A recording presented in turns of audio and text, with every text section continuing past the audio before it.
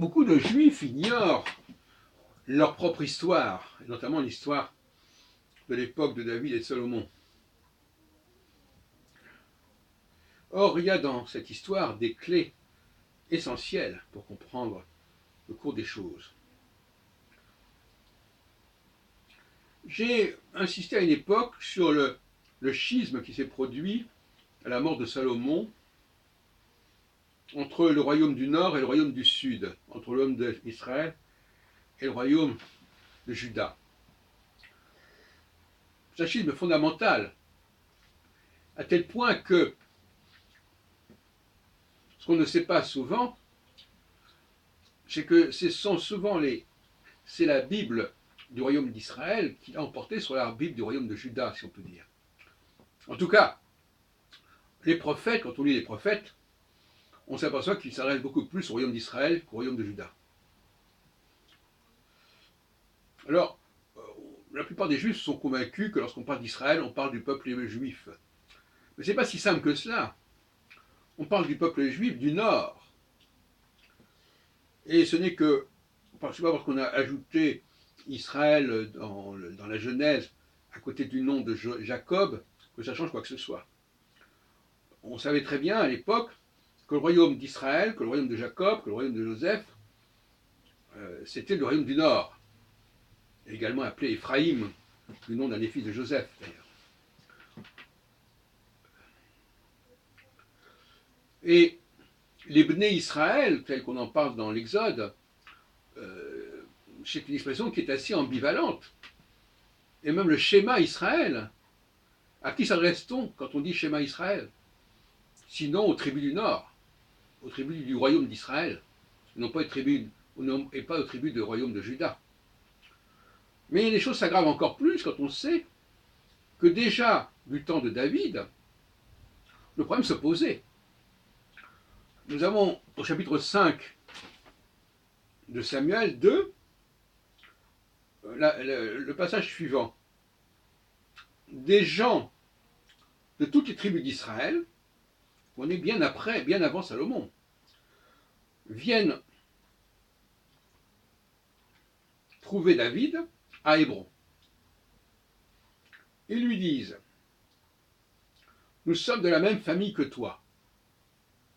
Dans le passé, quand Saül était notre roi, tu dirigeais les mouvements de l'armée d'Israël.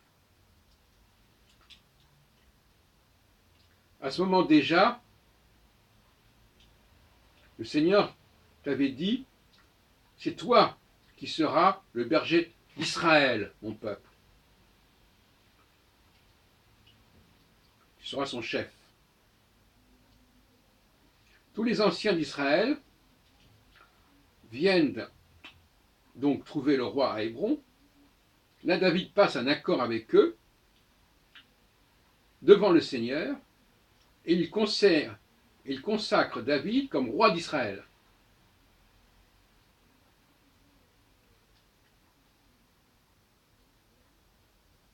En fin de compte, David sera doublement roi. Il sera roi d'Israël, roi de Juda. Et rappelons que Saül, quand il combattra David, combattra du côté des tribus d'Israël et pas des tribus de Juda. Donc il y a eu un conflit entre Juda et Israël bien antérieur à la mort de Salomon.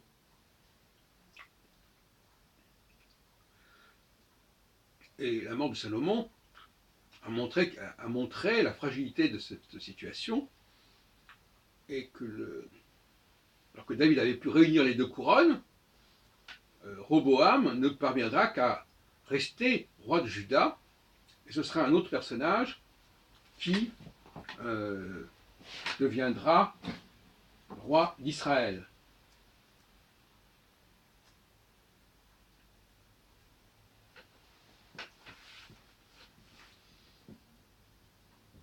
C'est là une chose qu'il faut bien comprendre. Souvent, on ne parle pas du royaume d'Israël. La plupart des Juifs, d'ailleurs, ne savent même pas qu'il y a eu un royaume d'Israël distinct du royaume de Juda. Parce que comme c'est pas dans le Pentateuque et comme c'est pas récité à la synagogue, c'est pas dans la paracha, donc il s'arrête bien avant.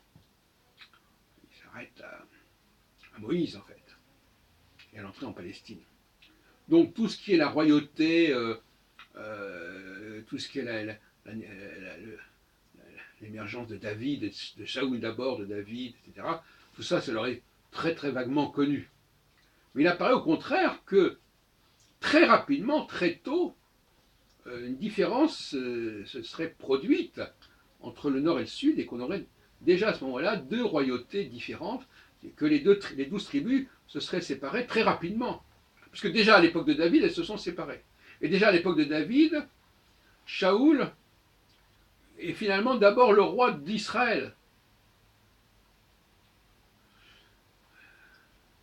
Et donc finalement, la rivalité entre David et Shaoul, elle n'est pas seulement entre deux personnages, elle est aussi entre les deux royaumes, du sud et du nord. Relisez Samuel, les 5 premiers chapitres de Samuel, Samuel 2, vous comprendrez ce que je veux dire. Et donc finalement, c'est quelque chose qu'il faut connaître. Et il faut savoir que, certes, le royaume d'Israël sera détruit avant celui de Juda, il sera détruit dès moins 722, dès le 8e siècle. Alors le royaume de Juda sera détruit au 6e siècle avant notre ère. Que la destruction de ce royaume est soi-disant prophétisée par Isaïe, avec le personnage d'Emmanuel qui dit, il dit que ce jeune homme, Emmanuel, n'aura pas atteint un certain âge de raison, que déjà les populations d'Israël et de Juda, d'ailleurs, là il se trompe pour l'instant, à l'époque, seront déjà déportés, ne seront plus là où elles sont. Bon. Mais il n'empêche que la Bible juive est marquée profondément par Israël, par la référence à Israël, puisque les Juifs seront appelés les Bnei Israël, et par conséquent, quelque part, elle est beaucoup plus marquée par le royaume du Nord que par le royaume du Sud, la Bible. Et que quand il dit Shema Israël, c'est quand même une théologie articulée sur le royaume d'Israël et non pas sur le royaume de Judée. On croit souvent que le royaume de Judée est déterminant, mais ce n'est pas vrai. Ce n'est pas vrai. D'ailleurs, il ne reste dans le royaume de Judée que 2 tribus sur les 12. Donc finalement, on voit bien que c'est un croupion, le royaume de Judée. Alors, effectivement, avec Jésus, on insiste sur le fait qu'il est descendant de David. Et on le fait naître à Bethléem, qui est à côté de Jérusalem, donc qui est dans le royaume de Judée. Alors que lui, il appartient plutôt au royaume du Nord, à l'ancien royaume du Nord, puisque c'est la Galilée, Nazareth. Donc là déjà, il y a déjà encore une fois cette volonté d'unir ces deux royaumes avec un personnage né en Galilée, mais qui vient finalement... on ne voit pas très bien d'ailleurs si... Enfin, il n'est pas né en Galilée, puisqu'il est né à Bethléem. Enfin, vous savez qu'il y a une théorie là-dessus, sur le fait qu'il y a Bethléem du Nord, qui est au nord de Nazareth, et Bethléem qui est à côté de Jérusalem. En tout cas, là aussi, on a une espèce de volonté d'unir le Nord et le Sud, la Galilée et la Judée. Et d'ailleurs, Jésus mourra à Jérusalem, donc en Judée. Mais on aurait tort de croire que Jérusalem était si important que cela. Jérusalem, c'était la capitale d'un petit royaume de Juda. Alors c'est là qu'on a construit le temple, c'est vrai, mais finalement, il y avait aussi un temple au nord. Tout ça est assez complexe, et je ne reviendrai pas là-dessus pour l'instant. Mais on ne peut pas comprendre la Bible si on ne comprend pas cette question du nord et du sud,